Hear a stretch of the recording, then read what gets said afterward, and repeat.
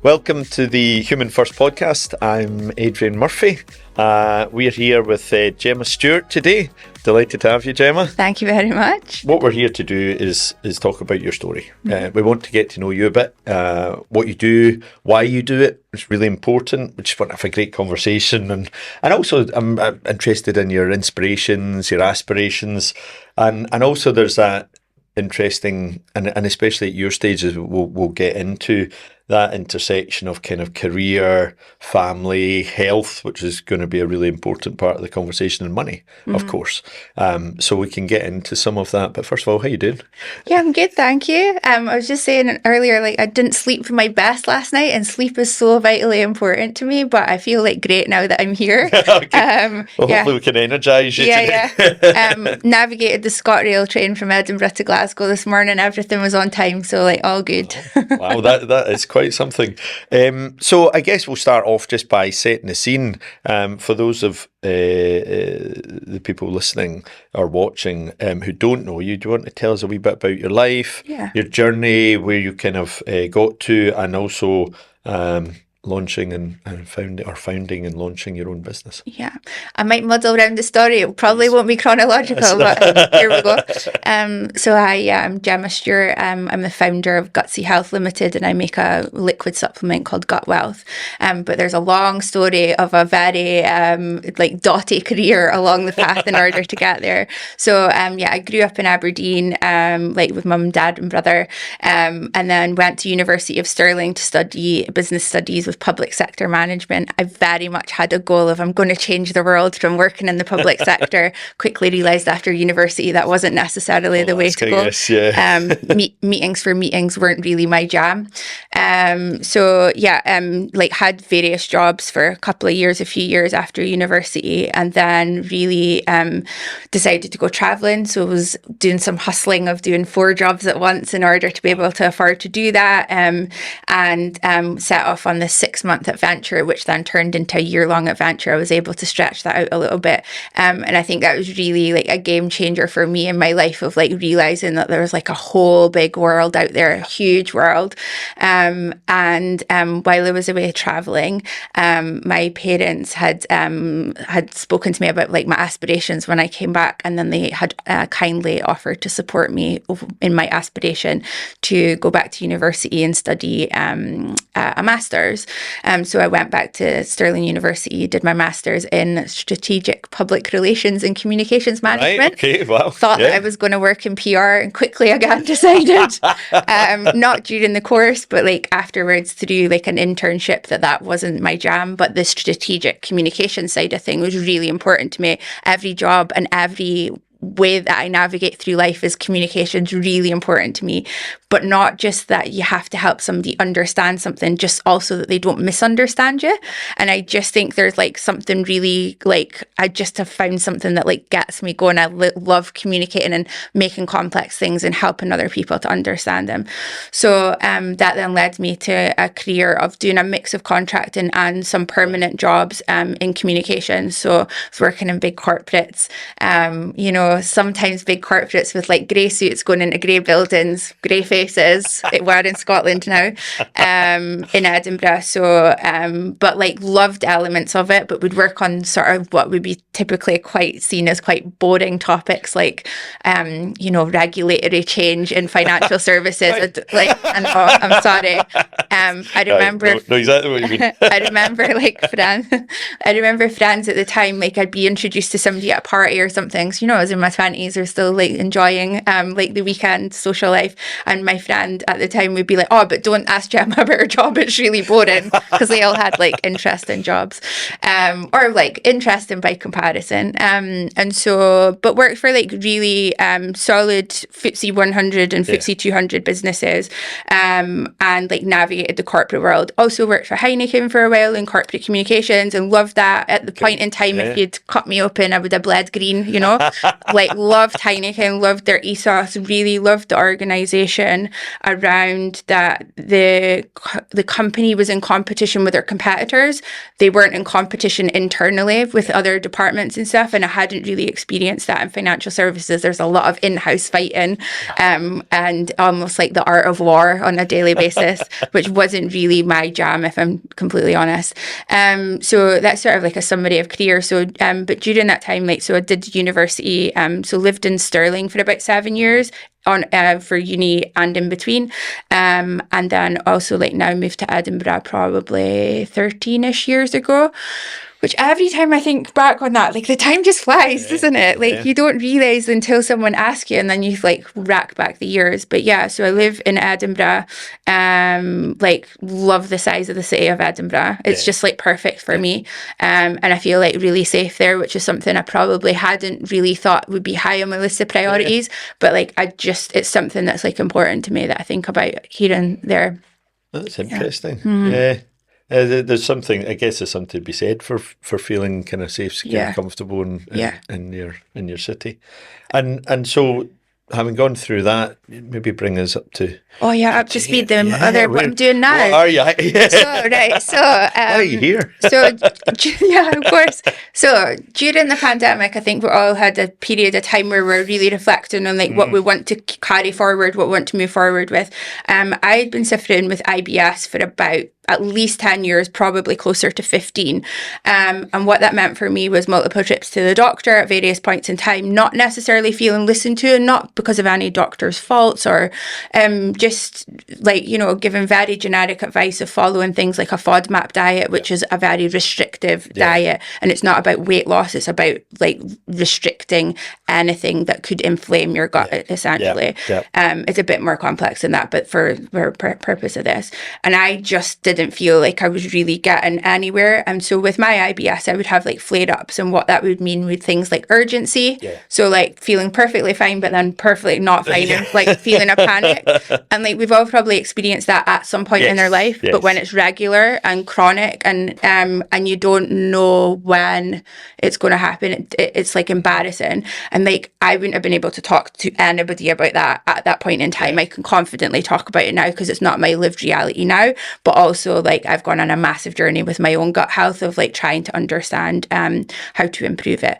So so during the pandemic, I had this like period of time where I was like, I just have to get my gut health back on track. Like, so I read lots of content, engaged in lots of, you know, academic papers, all the stuff that like, if you'd asked me to sit and do, there would be no chance I'd want to do, but I absolutely was hell-bent on improving my own gut health, and learned a lot, but then also decided to study at the University of Michigan on their IBS management course, solely for the purpose to improve my own gut health.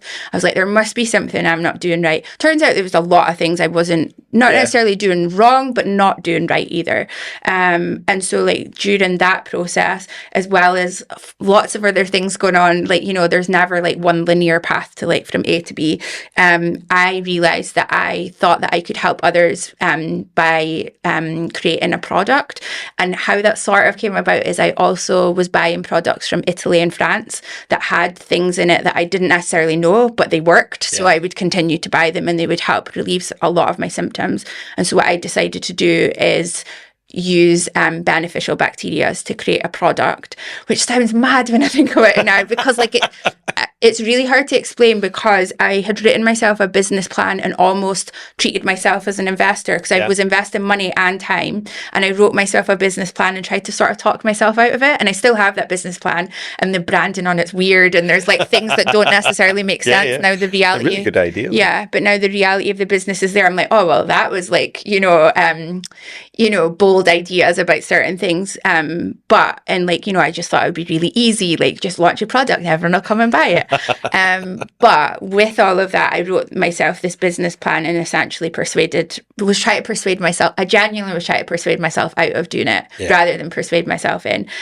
it wasn't like a simple one moment thing. This was like a solid 6 months of doing this while having a full-time job as well. I was going to say, so you were working while doing this as well, yeah. So during all of that, I also, my gut health had actually probably started to be better than it had been for like 10, 15 years. Right. But I wanted it to be like better and consistent. And so, started on, I'd probably started on the journey, so to speak, like long before that. But then this was a bit of a more concentrated effort. And even things like just simple stuff like chewing my food. As you can probably hear, I like to do things fast. I talk I talk quickly, I think quickly, I move quickly, things are happening. I also like to eat quickly. So things like that, like, chewing my food I've really changed how I chew my food, which sounds like, oh, well, that won't make a huge difference. It absolutely did. Yeah. But also just things around like making sure like being a bit more consistent with my choices. Stress is a trigger for me, but also travel. And I was traveling before the pandemic. Right, okay. So before the pandemic, like not like the immediate 6 months before, but the 2 years before that, I was traveling most weeks over to Ireland or Frankfurt or London quite a bit, mostly to Ireland, to Dublin.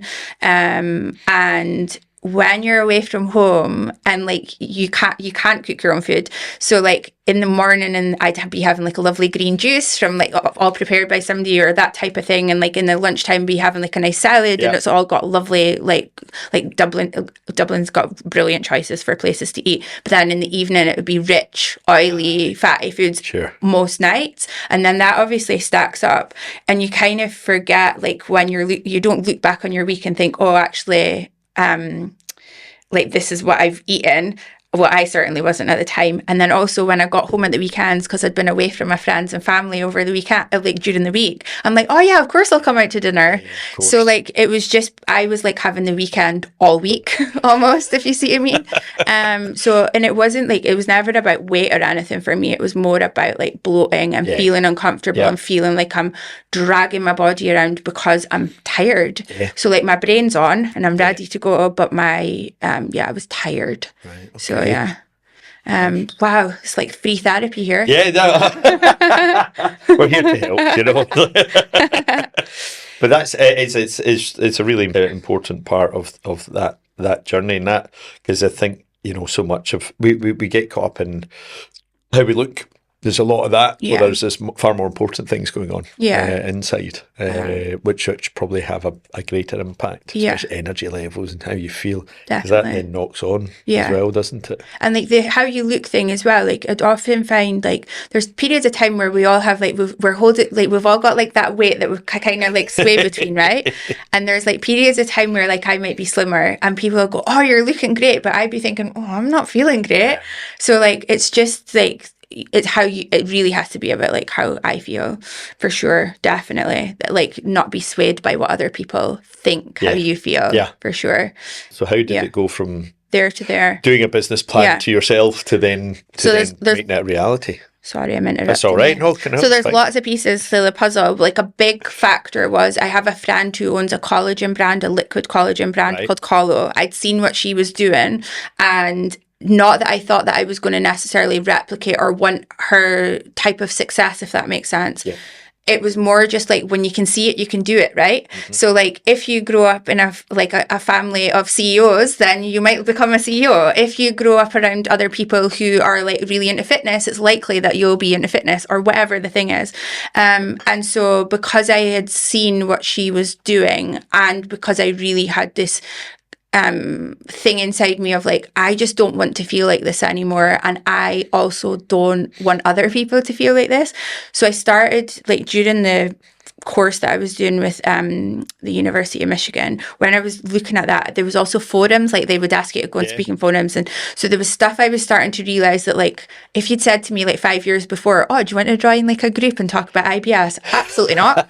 Like couldn't think of anything worse, thank you. But there was something like in that there was a lot of things that were all happening around the same time, as well as not feeling exactly excited about what my comms career was doing. So wrote the business plan, started to speak to different suppliers, and like if people would ask me like what am I about, like I just like to get shit done, right? So like and that's not related to the IBS, but like I mean that like I if you give me a project, I'm going to make it happen. But I was obviously giving myself projects, so of like building this business.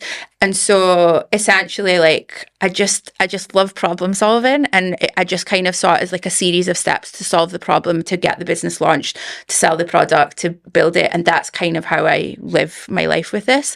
There isn't like a simple answer to this question. Like, I think there was just something, like, not to be cheesy, but like I was just following my gut of like, I know that I can do something. Like, I know that like I can do this, and I'm going to make it happen. And also, so another bit to go to this financial side of things, I'd been saving money during my consultancy for about 10 years to like buy a property to rent out. That was like my goal. And then I kind of was at this point of like, actually, there's no like joy in that almost. Like, I'm not building anything. It probably, like, at this current moment in time, that might have been the better financial choice to make, but it didn't feel like the right choice. Not that I was itching to spend that money. Don't get me wrong.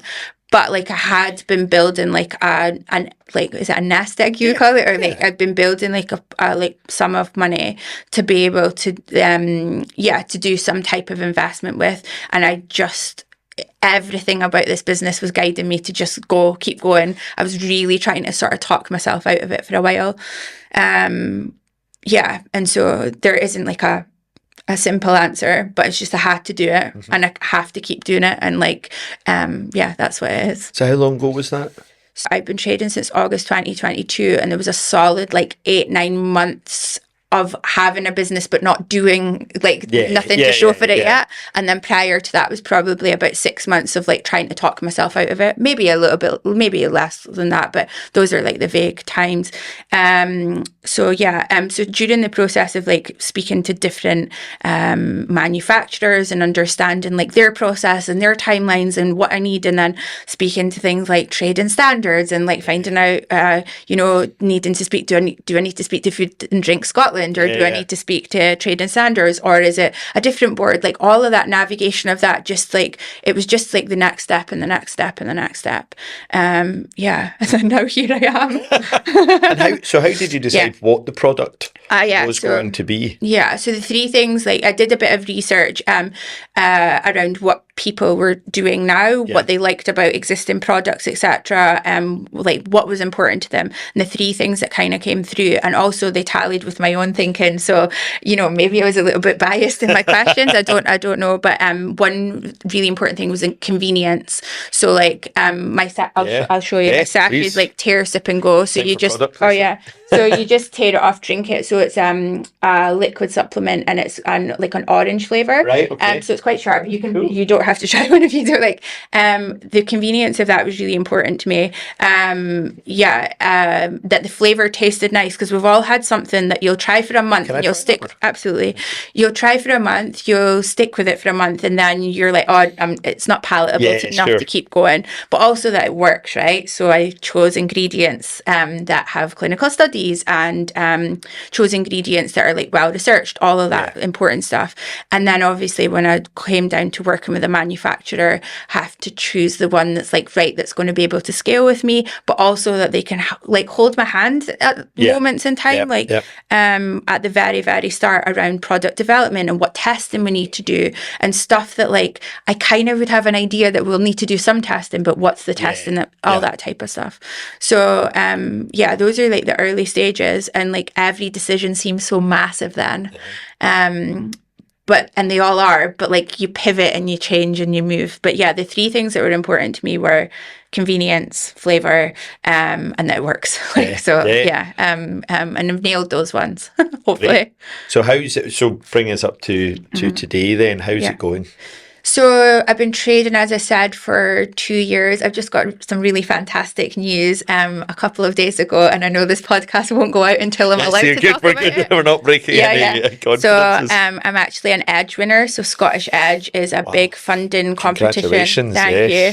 So I've been in that process for like 5 months. Well, there or thereabouts between preparing the content for the submission and the and pitching various stages along the way. So there was a big grand final I was lucky to be part of. I don't think I pitched exactly the way I wanted to on the day, but my Q&A, I felt on fire by then. Like I had the fire back in my belly, or not my gut. But yeah, I in like... Yeah, so I'm really delighted that's going to really help me for the next 6 months to a year of like a longer runway. In terms of trading, how are you finding it? Okay. So in my first year, I really spent a lot of time trying to sell my product to anyone and everyone who would buy it. I did lots of mistakes of heavy discounting, you know, not really valuing what the product actually is. And so I've really honed it into like 4 customer segments now.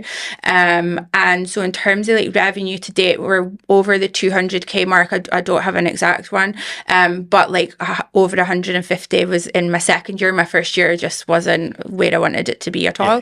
And especially like from moving from a consultancy background where I was a day rate consultant, I was making like pretty like healthy money that like that I was enjoying my life in a way that is very different now. Like I really have to think about money in a different way, and that's a really good lesson that I've learned. Can I ask you a wee bit about that actually? Because that's you know we exactly that's kind of what we do, and I'm always interested when if we can get into it. How do you, that's quite a big shift to make. You know, being very comfortable, earning really good money, to then putting all of the money that you've saved on the line without the income to back it up. How do you kind of manage that?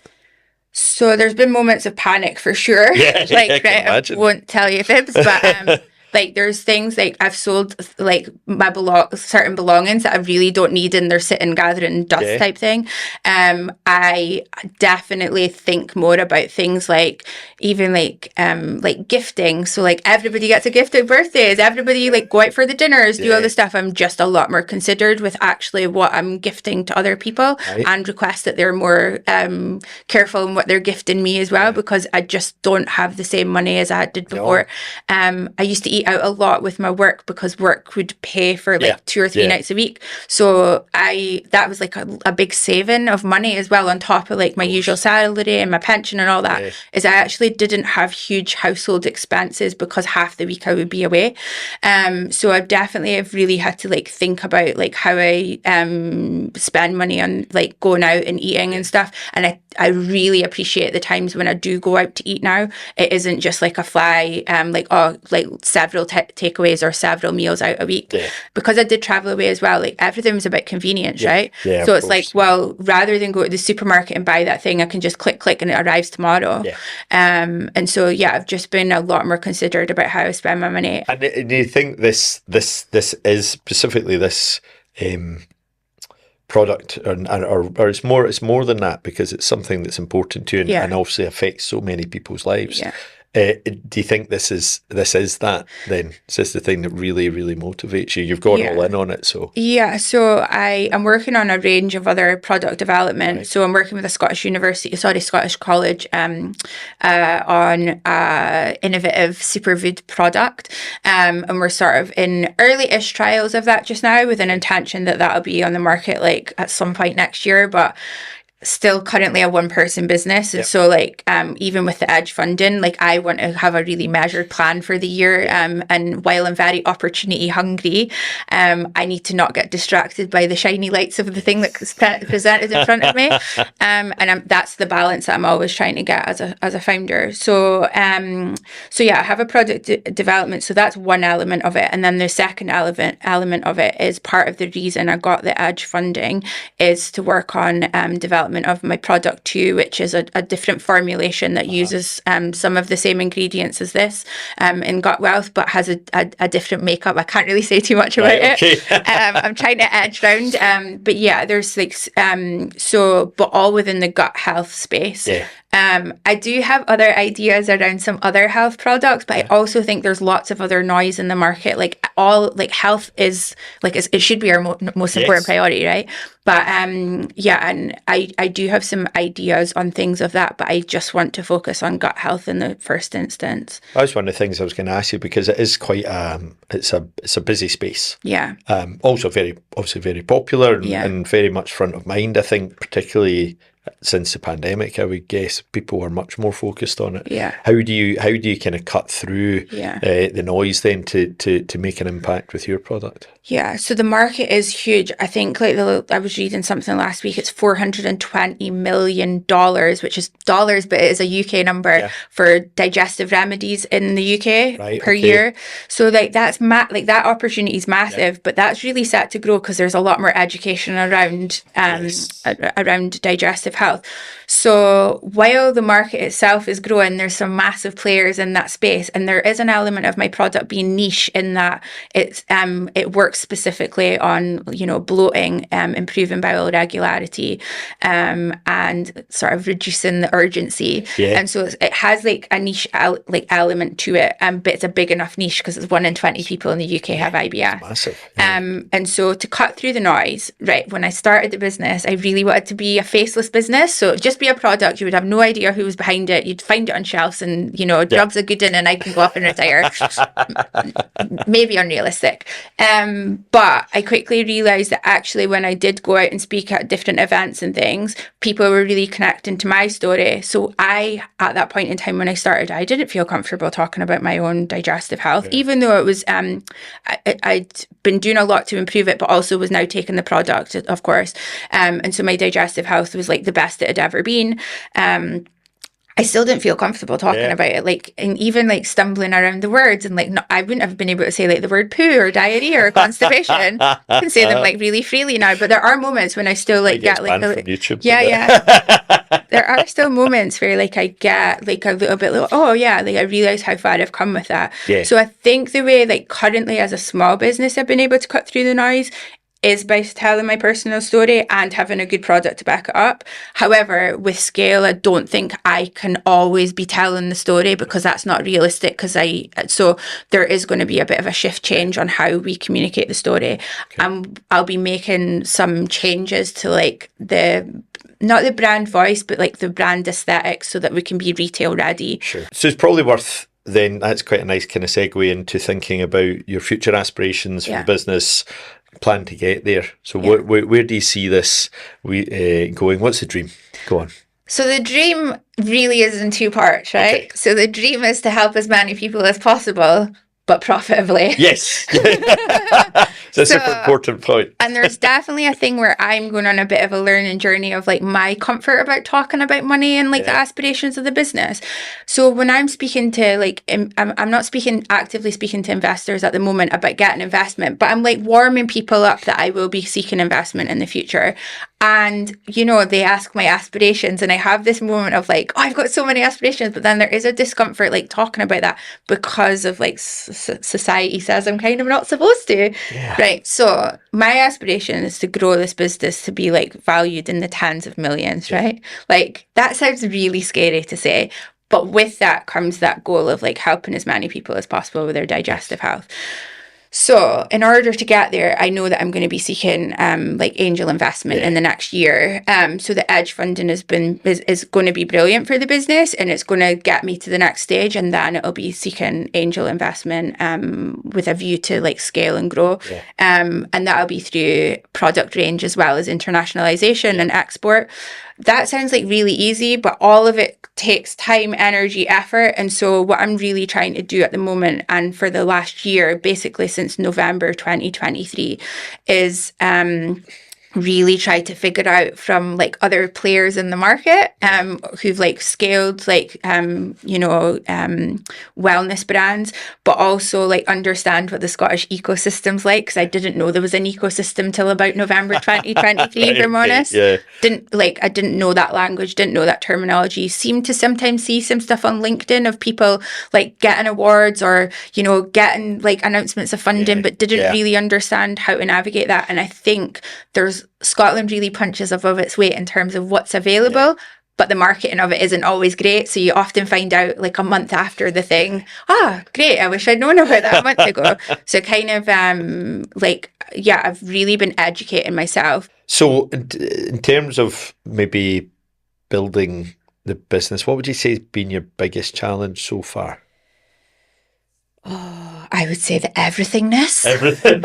So like, it's not a good answer, but It's a great it's the everythingness of it. Is like, it's more, there's never just like one thing that you're trying to do. So you've got your big chunky project probably at all times where you're trying to do something big, but actually I need to concentrate and make sure that like my customers are dealt with in a timely manner, which is like absolute number one priority. But meanwhile, there's like a thing I need to do for fulfillment, and there's a thing I need to do about signing this contract for this thing, but I need to read it and not just like sign it. And it's the everythingness of it. Yeah. That's what I found really hard. But there's like a more general point of like in my first year, I found really hard, but I didn't realize it was hard. So I just was on my own all the time. Yeah. So like, So like friends, families, like, you know, that side of things, great, but day to day was on my own all the time in my cold office, which I complain about all the time, but it's because I live like in a really old building. So, and I'm in the basement. It's in the basement. It's a nice flat, but it's in the basement, and that particular room is the coldest room in the house. So I don't know why I chose that to be my office, but it is. And so like a big thing learned from me in my second year into my third year is really about getting in amongst the founder community. Like, it's honestly changed like my outlook. I learned so much from other founders, but also there's this thing of like this real honesty you can have with other founders. So like, I'm obviously being honest and stuff telling you here, but there's a element of like, if you're talking to your customers, you kind of have to put the bright shiny thing on, because people don't get unless you've run a business, you don't get the everythingness of it. But there's this thing about like founders where we all kind of go, oh yeah, everything's fine. And then like in the corridor after, you're like, oh yeah, I've got this real massive thing that's doing my absolute head in, or like, I'm really struggling with this thing, or like, I just can't get I know how easy this should be, but I can't get from A to B on this thing. And we're so supportive of each other. So like, I'm part of like the RBS Accelerator, for example. And like, that's been a big game changer because I've got a place to go, and it's a really lovely environment. But also you've got like people in the mix that we all just kind of, you meet in the kitchen and you have a chat about something, and you just like share it's like free therapy. You share your woes. But those are my biggest challenges, are the sort of soloness of it all, while everybody needs something from you, but also the everythingness of it all. Is there a kind of piece of advice or wisdom that you have received, solicited or otherwise, that you would want to share that you think other people might find useful? I think the best piece of advice, if I'm really honest, was to nail my 60-second pitch. Right. So like, when I first started, people would ask me about the business, and I don't know why, but I would get really awkward and like sort of do this and like cover your mouth and turn away. And it's just an odd thing that's not in my usual character. And I'd give them like an answer, and then they would ask me a question. I go, no, let's talk about you. I don't know why I did that. And it was probably like some sort of insecurity of like what I was doing and not fully knowing in myself like how to articulate it. So I've been at a couple of sessions where people have, done some coaching around doing a 60-second pitch. And I kind of kept I remember saying on at least 3 occasions, I'm never going to use this. But actually, your 60-second pitch isn't about like standing up and with a microphone and doing 60 seconds. It's just having on the tip of your tongue a couple of like 3 or 4 sentences that say what your business is, what you're about, and essentially what help you might need from someone else. And also maybe like as part of that pitch, they said to have an ask. So I used to be like, well, like if I'm meeting somebody, like a networking event or something, which I don't want to ask people, but actually it's interesting to have an ask. And I remember the people who speak to me who do have an ask. And the ask can be as simple as, oh, do you know anyone in my field? Or do you know someone who's looking for blah, blah, blah. It doesn't have to be, can you give me £100,000, please? It's also a good ask, but harder to ask for. Like sort of like machine gun effect. If you ask enough people, then you might get it.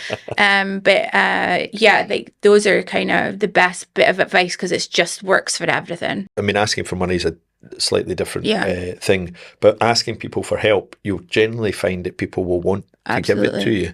They're not just going to go, but because everybody along the way, we've all had help in our businesses and our careers. And you've had, you had a career, and now you're doing this. I'm sure somewhere along the way that you've had a help up as well. So much help. Like that's one of the things about the Scottish ecosystem as well, is I know that no matter what problem there is, there's somebody I could pick up the phone to ask them, or email, text, whatever, send them a message on LinkedIn, whatever way to get the information. But yeah, there's so much help out there, but it's also like can be a bit noisy at times. Yeah. A big thing about getting help though is knowing what you actually need help with. Like I've really learned that, because I often get people come and ask me, can I pick your brain for an hour?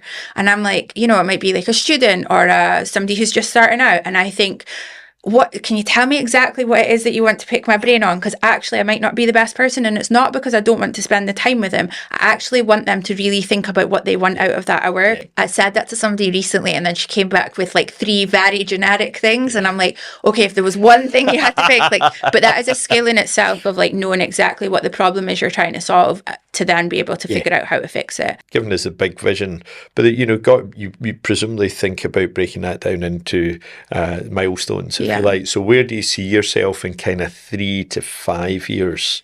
Yeah, do you see that going? The grand plan for just now is like next year is all about like growth of existing product in the UK, with a little bit into Ireland and Europe, as well as product development of the other 2 products that I mentioned, and so to scale them in the UK. So that's like scale UK is a big one. Then it's to expand like into like international markets, and then obviously the goal is to have multiple more products, line extension, all that side of things. And when I say scale, it's not just about selling more online; it's also about working with retailers. Yeah. So like I've got an opportunity at the moment where I'm going on a TV shopping channel, which like if you'd said to me 3 months ago, it wouldn't have been on my radar.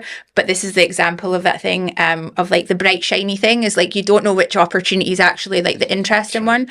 So I'm like trialing that at the moment by doing we're just about to do something. So you're going to go on the shopping I was hoping I'd be able to do it from home. They said I could, but they really want me to come into the studio. Right, so that's that's going to be like a new experience. That's cool. So and then to move into retail. So in order to move into retail, I've been working. I went to a session called by a Glasgow-based company called Product Guru. I don't know if you know them. No. So essentially, what they do is they do lots of things. But the thing I went to was like a speed dating with different retailers. Yeah. So all the big retailers that I would want to meet were there essentially, and so I learned honestly that day I learned so much more in that day than I possibly could have in 6 months of just trying to speak to retailers in my own way. We've had conversations about what would need to be on the pack to be shelf ready, because it's a very different proposition of like what packaging you want for on shelf compared to like online, because you've got more communication opportunities. And I obviously knew that, but I also needed to hear from them about what was important,